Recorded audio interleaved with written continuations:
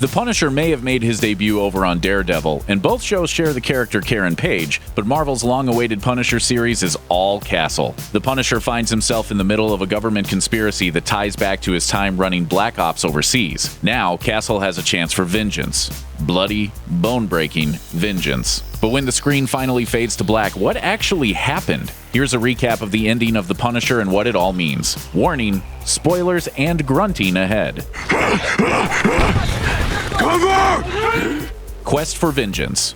The series opens with Castle tracking down the rest of the folks he thought were involved with his family's murder, only to eventually learn the web of betrayal goes even higher than he'd suspected. He starts working with David Lieberman, aka Micro, to unravel the conspiracy, and the mission eventually sees them cross paths with Homeland Security agent Dina Madani, who's investigating an operation from Castle's tenure on the illegal Black Ops squad. Through a very tenuous alliance, they finally realize shady intelligence official William Rawlins is really pulling the strings. Rawlins managed Castle's Black Ops team and is trying to clean up the mess and any lingering evidence by any means necessary. With a new target for revenge, Castle spends much of the series tracking Rawlins, finally breaking free after being captured and beating him to a bloody pulp. This is the man who pulled the strings to have Frank's family shot, so let's just say Rawlins' comeuppance is as brutal as it is richly deserved.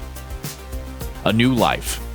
For a show that spends so much time with flying bullets and bloodied fists, it ends on a surprisingly quiet moment. After spending the past few years on the run and hiding, Frank can finally live a life in public if he chooses. He seems to be coming to grips with that realization in the show's final scene, as Frank attends one of the veteran support group meetings led by his pal Curtis. Castle talks about what it's like being a soldier without a mission. Though that obviously works in a broad sense, he's talking to a room of veterans after all. Castle is also referring to the fact that his quest for vengeance is over. He's free, and not knowing what comes next is the scariest thing of all.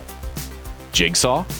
The biggest surprise in the show's final episode was the Punisher's decision to actually let Billy Russo live following their fight at the carousel. Instead of finishing him off, Castle decided to drag his face across a broken mirror, taking away Russo's own identity, his looks, and his charm. God made me this way for a reason, bro. It'd be wrong not to share the wealth. For comics fans, that didn't come as a surprise. They already know Russo as the Punisher villain Jigsaw. He was a mob hitman in the comics, disfigured after the Punisher tosses him through a window. While they don't have as much of a connected backstory in the comics, making them soldiers in the same unit served as a way to make a tangible connection between their origins on TV. Series showrunner Steve Lightfoot has teased they're only halfway through with Russo's story, and if he returns, he'll be a totally different guy. The Punisher works best when the mission is personal, and this could certainly fit the bill. Micro's happy ending.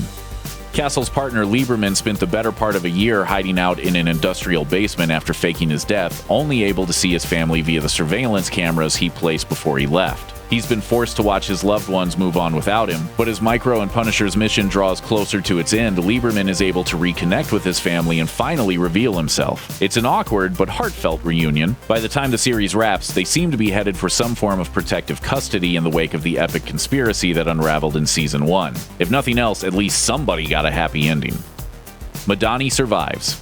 Though Castle metes out justice as well as anyone, he did require a bit of help from the other side, specifically through an uneasy alliance with Homeland Security agent Madani, who initially needed Castle to testify to bring down the Black Ops conspiracy. She protected Castle when Russo shot him in the stairwell, and once again saved his life by taking Castle to her parents' house for medical care, as opposed to a hospital where he would have been arrested or worse. Madani tracked Castle and Russo to their final showdown at the carousel, and though she was shot by Russo, she gave Castle the opportunity to get the drop on Russo and win the fight. Castle got Madani medical attention, and she repaid his kindness by helping cut the deal for him to get a new identity and go free. As the season ends, she still has her job and looks to likely move up the Homeland Security ranks after exposing the conspiracy.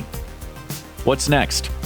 More than any other Marvel show on Netflix, the first season of Punisher truly felt self-contained, using its 13 episodes to pick up the final threads of Castle's quest for revenge and put a period at the end of that story. It even ended with Castle unsure of what comes next. He doesn't have a mission, but that doesn't mean he can't find one if Netflix wants a second season. As of the making of this video, Lightfoot says he hasn't heard anything about a potential second season, but considering every other Marvel show has scored a renewal, the odds are decent we'll see Bernthal sport his trademark skull armor again, and Billy Russo may be back as well. Lightfoot told Entertainment Weekly, "I felt like we gave Billy a great trajectory of his own, which we're now only halfway through. If we come back to him, he's going to be a totally different guy. If and when the renewal order comes, viewers should brace themselves for the formal introduction of Jigsaw." Thanks for watching. Click the looper icon to subscribe to our YouTube channel, plus check out all this cool stuff we know you'll love too.